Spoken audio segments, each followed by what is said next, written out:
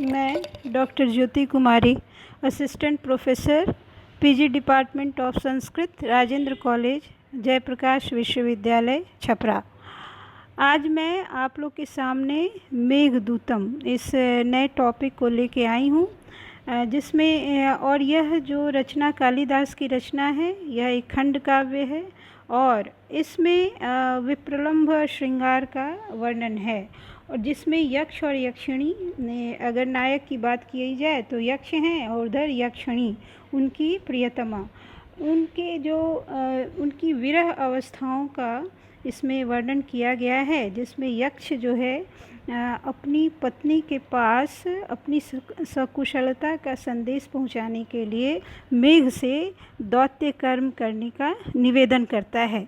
तो कालिदास ने इस संदर्भ में मेघ को वो कुछ मार्ग सूचित करते हैं और इसी का वर्णन मैंने आज यहाँ पे दिखलाया है कि मेघ का मार्ग, यक्ष जो कुबेर के शाप से शापित है और अपनी प्रियतमा से दूर रह रहा है, वह अपनी प्रियतमा के पास कुशलता का समाचार पहुँचाने के लिए मेघ से दैत्य कर्म की याचना करता है और उन्हें कहता है कि हे मेघ, आप अपनी भाभी के पास जाइए और मेरी प्राण आधान करने के लिए, धैर्य बनाने के लिए उनसे आग्रह कीजिएगा और ये मेरी सकुशलता का संदेश आप वहाँ तक पहुँचा दीजिए। तो इस तरह से इस वर्णन के संदर्भ में मेघ का जो मार्ग बतलाया गया है वह एक मॉनसूनी हवाओं का मार्ग है, मतलब जो हम कह सकते हैं ट्रेड विंड्स का मार्ग। अब ये जैसे पूर्व मेघ और उत्तर मेघ, इसका दो विभाजन है और पूर्व मेघ में हम देखते हैं कि संपूर्ण जो मॉनसूनी हवाओं का जो क्षेत्र है, एक तरह से हम उत्तर भारत और जो मध्य प्रदेश, ये जो क्षेत्र हैं उसका एक भौगोलिक स्वरूप हमें मिलता है। तो यहाँ पे हम कह सकते हैं कि कालिदास ने मेघ का जो मार्ग बतलाया है वह सचमुच मॉनसूनी हवाओं, ट्रेड विंड्स का मार्ग होता है। तो यहाँ जो रामगिरी के आश्रमों में वास कर रहा था, जो यक्ष रामगिरी के आश्रम में वास कर रहा था, वहीं से उसने मेघ से उत्तर दिशा की ओर प्रस्थान करने की याचना की, क्योंकि उसे कैलाश पर्वत की गोद में अवस्थित जो कुबेर की जो अलकापुरी है, वहाँ अपने संदेश को भेजना था। जो और यक्ष यहाँ रामगिरी के आश्रम में रह रहा है, तो इन दोनों बिंदुओं के बीच कौन कौन सा प्रदेश आएगा, कौन सा उसका क्या भौगोलिक स्वरूप होगा, उन नदियों का किस तरह से भावनागत जो सामंजस्य है वो स्थापित होगा, इस विषय में संपूर्ण बातें कालिदास ने बड़े ही सुंदर से बतलाई है। तो इस तरह हम पूर्व मेघ में एक संपूर्ण भूगोल का, एक भौगोलिक स्वरूप का ज्ञान प्राप्त करते हैं। जैसा कि मैंने स्पष्ट किया कि ये जो मार्ग उन्होंने बताया है वो ट्रेड विंड्स या मॉनसूनी हवाओं का जो क्षेत्र है वो है, जो रामगिरी के आश्रम से आरंभ होकर किधर उत्तर दिशा की ओर जो प्रस्थान करने की वो याचना करते हैं। इसमें सबसे पहला जो स्थान आता है मेघ के मार्ग में, एक मैंने यहाँ पे इस स्लाइड में दिखलाया है कि कौन कौन से स्थान को मेघ को पार करना है, इसके विषय में यक्ष ने उन्हें मार्ग निर्देशन दिया है। सबसे पहले रामगिरी आश्रम। तो रामगिरी आश्रम जो नागपुर से उत्तर में एक दूरी पर, कुछ दूरी पर स्थित कोई पहाड़ी थी जिसे रामटेक कहा जाता है। ये नागपुर, जो रामगिरी आश्रम जो हुआ वो वर्तमान में कहाँ, नागपुर से उत्तर में एक कोई पहाड़ी है जिसे आजकल ऐसा रामटेक कहा जाता है। तो वो रामगिरी आश्रम से चलते हुए फिर उसके उत्तर की ओर आगे बढ़ते हुए जो पहला प्रदेश मिलेगा वह जो है माल पठार। इसमें दूसरे नंबर पे मैंने बताया है कि रामगिरी आश्रम से निकल के उसके उत्तर दिशा में जाने पर पहला जो प्रदेश है वो माल का पठार है, माल नाम का पठार है, वहाँ जाना होगा। उसके बाद आम्रकूट का जो क्षेत्र आता है, माल प्रदेश के पश्चिम उत्तर की ओर चलते हुए अगला जो स्थान है वो आम्रकूट का स्थान है। तो यहाँ पे कालिदास ने बड़े ही सुंदर से अपने भौगोलिक ज्ञान की भी तीक्ष्णता को स्पष्ट किया है। इसमें जैसे पहला उन्होंने बताया कि रामगिरी आश्रम मिलेगा, उसके बाद माल पठार, और फिर उसी के माल पठार के पश्चिम उत्तर की ओर चलते हुए जो अगला स्थान आएगा वो आम्रकूट है। और जो चौथा स्थान है वो विंध्य पर्वत की तलहटी है। विंध्य पर्वत की तलहटी जिसमें नर्मदा नदी बह रही है। नर्मदा जिसे रेवा नदी भी कहते हैं। ये छोटी छोटी नदियाँ, छोटे छोटे पर्वत मिलेंगे और वहाँ पर तुम जाके उसका आनंद लेना, कहीं विश्राम कर लेना। इस तरह से आगे बढ़ते हुए इन्होंने स्थान का निर्देशन किया है। तो इस तरह हम देखते हैं कि पहले स्लाइड में मैंने दिखलाया कि मेघ के मार्ग का निर्देशन। मैंने बहुत ही संक्षिप्त रूप से एक सूचीबद्ध करते हुए एक पॉइंटेड विवरण बतलाते हुए आप लोग के समक्ष मैंने ये स्पष्ट किया है कि किस तरह से क्रम के अनुसार उसके यक्ष ने मेघ के दौत्य कर्म के लिए एक क्रम के अनुसार किस तरह से उन्होंने मार्ग का निर्देशन किया है, उसका मैंने संपूर्ण चित्र इस स्लाइड में दिया है। तो स्पष्ट है कि पहला जो स्थान है वो रामगिरी आश्रम है, उसके उत्तर में फिर माल का पठार है, फिर माल पठार से आप पश्चिम उत्तर की ओर चलते हुए उस अगला स्थान जो है वो आम्रकूट है, और फिर विंध्याचल पर्वत की तलहटी, वहीं आगे बढ़ते हुए विंध्य पर्वत की तलहटी मिलेगी जहाँ नर्मदा नदी बल खाती हुई बहती है, और उसी में छोटे छोटे कई पर्वत हैं जहाँ आप विश्राम करके नदियों का जल का पान करते हुए आप आगे बढ़ेंगे। तो इस स्लाइड में मैंने ये स्पष्ट किया है।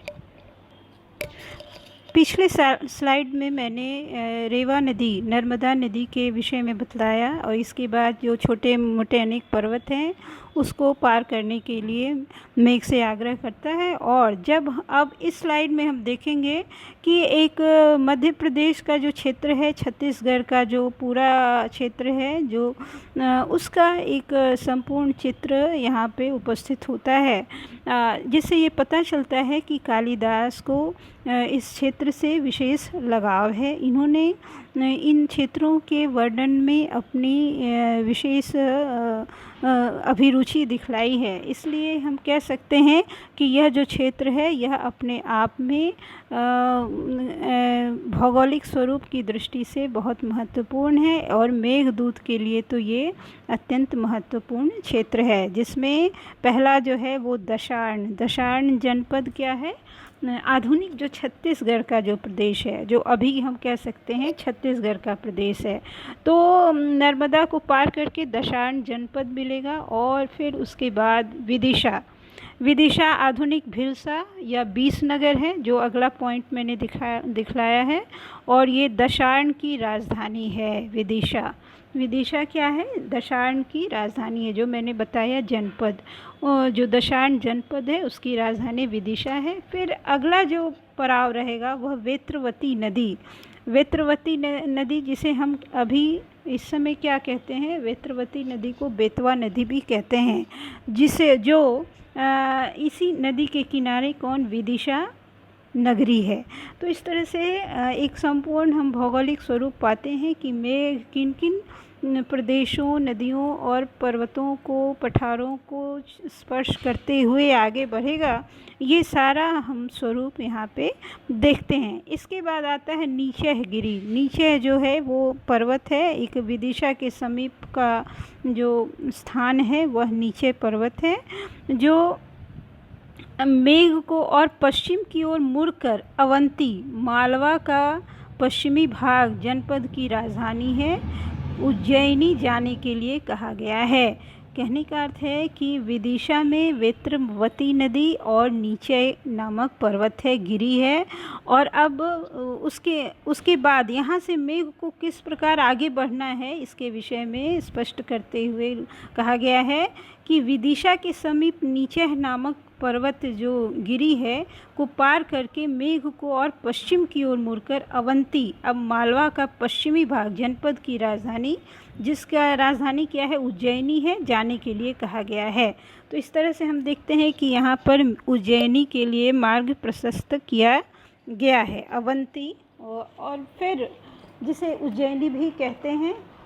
और जो अगला जो पड़ाव है वह है निर्विंध्या एवं क्षिप्रा नदियाँ, जो विदिशा से उज्जैनी के मार्ग में पड़ने वाली नदी है। ये कहने का अर्थ है कि विदिशा से जब हम उज्जैनी की ओर निकलेंगे तो वहाँ निर्विंध्या एवं क्षिप्रा नदियाँ बहती हैं, और उज्जैनी में निर्विंध्या है और क्षिप्रा नदियाँ गंधवती नदी तथा इसके किनारे स्थित महाकाल मंदिर है।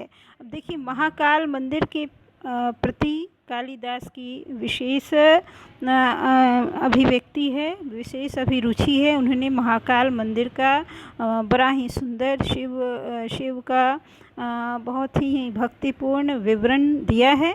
और इसी में महाकाल का जो मंदिर है, जो गंधवती नदी के किनारे स्थित है, यानी महाकाल मंदिर उज्जैनी में है। उन प्रदेशों का आनंद लेते हुए शिव का भक्ति में अपना अभिवादन स्वीकार करते हुए तुम्हें आगे बढ़ना है।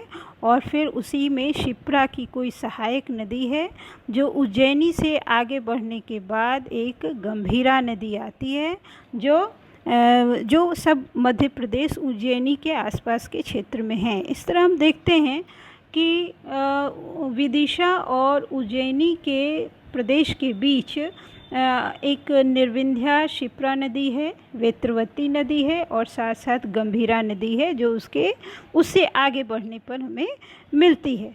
तो इस स्लाइड्स में मैंने देखा कि एक जो कई पड़ाव हैं जिसमें नदियों की एक अच्छी श्रृंखला है, एक अच्छी संख्या है, और उज्जैनी का जो संपूर्ण भौगोलिक स्वरूप है, जो नदियों और छोटे छोटे पर्वतों पठारों से घिरा हुआ है, वो सारे क्षेत्र का कालिदास ने यहाँ पे वर्णन किया है। तो पहले स्लाइड्स में मैंने बताया उसके कि किस प्रकार हम उज्जैनी प्रदेश में प्रवेश करेंगे। उसके बाद दशार्ण जनपद आएगी, फिर वेत्रवती नदी, नीचे गिरी, अवंती, निर्विंध्या एवं क्षिप्रा नदी, महाकाल का मंदिर और फिर गंभीरा नदी। इस स्लाइड में मैंने बताया कि गंभीरा नदी जो क्षिप्रा की जो सहायक नदी है, उससे जब हम आगे बढ़ेंगे तब देवगढ़ का जो प्रदेश है, इसका बहुत ही सुंदर वर्णन स्कंद का प्रसिद्ध पुण्य धाम कहा गया है, देवगढ़, जिसे देवगिरी कहते हैं। और उसी में जो चर्मण्यवती नदी है, अगला जो स्थान होगा वह चर्मण्यवती नदी, जो आधुनिक चंबल नदी से जानी जाती है। इसके बाद 17वां पॉइंट में मैंने बताया है दशपुर, आधुनिक मंदसौर या दसौर। ये दशपुर का जो क्षेत्र है, ये सभी मध्य प्रदेश के आसपास का जो क्षेत्र है वह प्रदेश यहाँ पे बतलाया गया है। फिर 18वें में है ब्रह्मावर्त जनपद, इसमें कुरुक्षेत्र का प्रसिद्ध प्रदेश है। यहाँ परम पावन सरस्वती नदी बहती है। देखिए किस प्रकार से मेघ को बताया जा रहा है कि उस प्रदेश को, जो मध्य प्रदेश का जो भूभाग है, उसको पार करते हुए किस तरह से हम पश्चिमी प्रदेश की ओर बढ़ेंगे, जिसमें ब्रह्मावर्त जनपद है, जो कुरुक्षेत्र का प्रसिद्ध प्रदेश है, और यहीं पावन सरस्वती नदी बहती है। फिर आगे का जो पड़ाव है वो कनखल कुरुक्षेत्र के मैदान को पार करके कनखल नामक स्थान, जहाँ गंगा नदी हिमालय से उतरकर मैदान समतल भूमि में आ जाती है। और यहाँ पे जो कनखल का क्षेत्र है, जो कुरुक्षेत्र के मैदान को पार करके जहाँ पर गंगा नदी का समतल भूमि पर अवतरण होता है, वह जो कनखल पवित्र जो क्षेत्र है, बताइए वो कितना पुण्य धाम होगा जहाँ गंगा नदी सीधे समतल भूमि पर जिनका अवतरण होता है। तो इस तरह से हम देखते हैं कि मेघ के मार्ग निर्देशन में जो 19वां जो पड़ाव मैंने दिखलाया है वो कनखल का क्षेत्र है। और फिर उसी वो संपूर्ण क्षेत्र पार करने के बाद फिर हिमालय का वो प्रदेश आता है। और हिमालय तो अत्यंत पवित्र प्रदेश है। कहा गया है कि गंगा का उद्गम स्थान हिमालय पर्वत आ जाता है। हिमालय में एक शिला में प्रकट शंभू के चरण न्यास हैं। भक्त लोग श्रद्धा के साथ जिसकी परिक्रमा करते हैं। कालिदास ने संपूर्ण काव्यात्मक शैली से अपनी संपूर्ण विशेषताओं के साथ इन सभी सुंदर क्षेत्रों का बहुत ही अच्छे ढंग से वर्णन किया है, काव्यात्मक शैली से वर्णन किया है। और फिर हिमालय के क्षेत्र से जब हम आगे बढ़ते हैं, जो 21वां मेरा यहाँ मैंने दिखलाया है स्लाइड में, वो क्रौंच रंध्र का क्षेत्र है, जो हिमालय के तट के समीप अन्य दर्शनीय स्थानों को देखते हुए आगे बढ़ने पर क्रौंच रंध्र आ जाता है। क्रौंच रंध्र जो है वो हिमालयी क्षेत्र में ही स्थित है। और इसके बाद जहाँ अलकापुरी जो नगरी विद्यमान है, जो कैलाश पर्वत की गोद में स्थित है, वह अलकापुरी का स्थान आता है।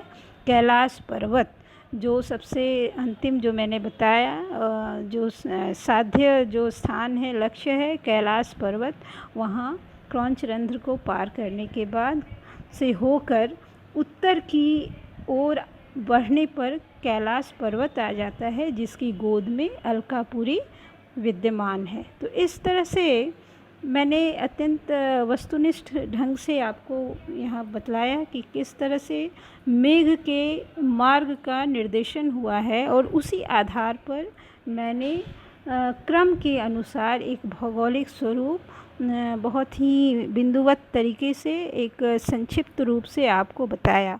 अगले क्लास में प्रत्येक क्षेत्र के विषय में कालिदास ने किस तरह से काव्यात्मक स्वरूप, श्लोक आदि की रचना की है और किस तरह से उसके सुंदर काव्य सौंदर्य को प्रकट किया है इन भौगोलिक स्वरूपों के वर्णन में, उसके विषय में बताएंगे।